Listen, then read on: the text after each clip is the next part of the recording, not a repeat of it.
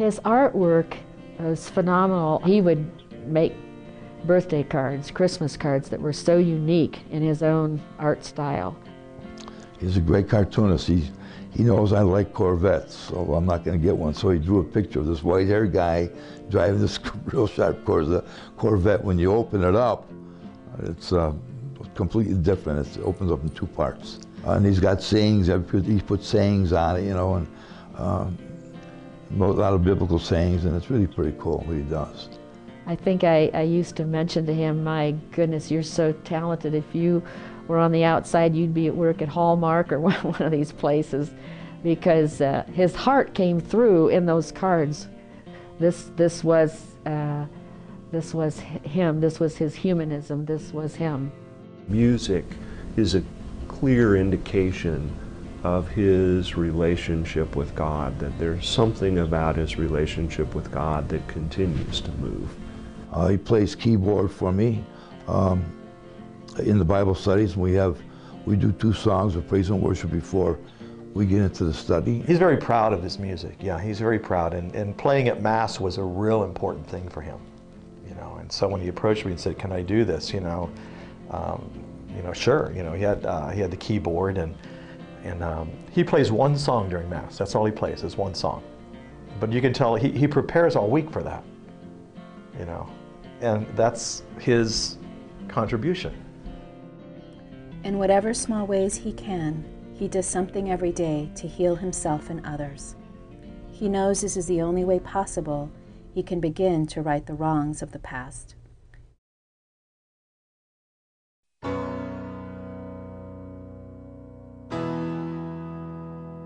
Right now, his concern is not so much, again, trying to figure out what he can get for himself as much as it is what he can do for those who he victimized. He just says, you know, Lord, forgive me. I pray for my victims and the people that I offended, and just burst out with tears. And that's what he does. Very humble. There's a lot of concern about how the families have moved on, a lot of remorse. Most of his language is oriented to them, not him. He very seldom talks about what he, if anything, is going to get out of this. He talks more in terms of what he wants to do for them. Mike has had 27 years to regret whatever happened 27 years ago, and he's made the most of every opportunity that's been available to him. In the letters he's written to me, I see great sincerity and a real sorrow for what he's done.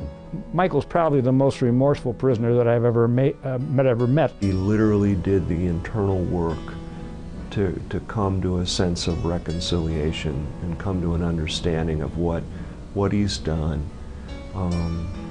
Ask for forgiveness. Because I know that's one of the things he looks forward to being able to do, is to acknowledge that he needs to be forgiven for what he's done.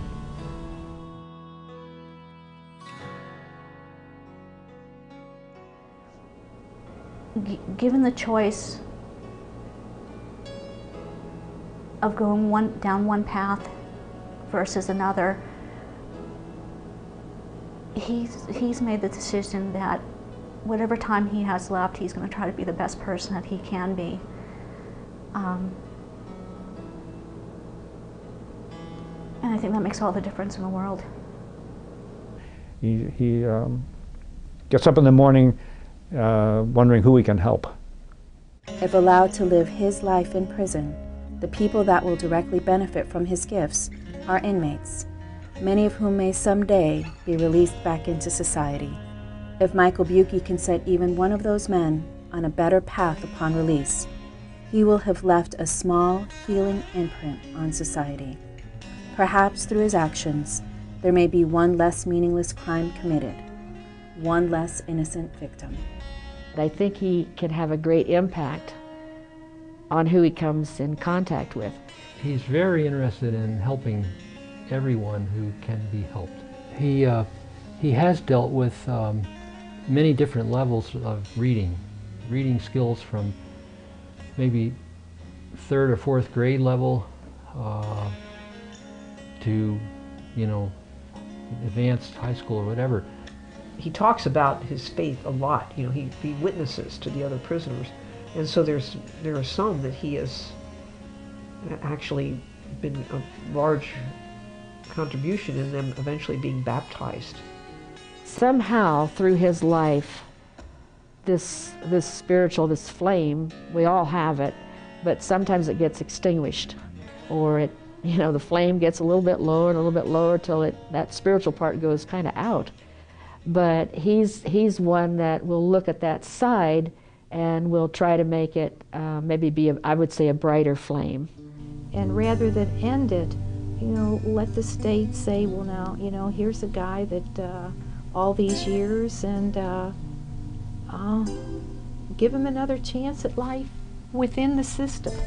One of my goals, if possible, is to see him someday ordained a deacon so that he can do, you know, what the deacons and priests do when they go to the prison, conduct services and do counseling and things like that. And I believe he could do that very effectively. Make himself available as an artist, as a musician, as a counselor for the fellow inmates. I think that he's totally rehabilitated. I can't think of anything more that he could have done than he has done.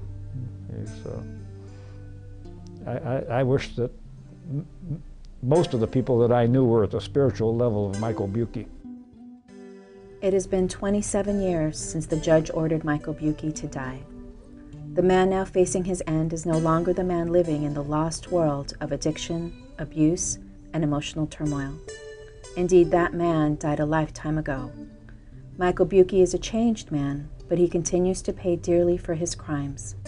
He will continue to pay for his crimes every day, and he will continue to do everything he can to repay his debt to the victims and to society until the very end, whenever this board and the governor of Ohio and God decides that will be.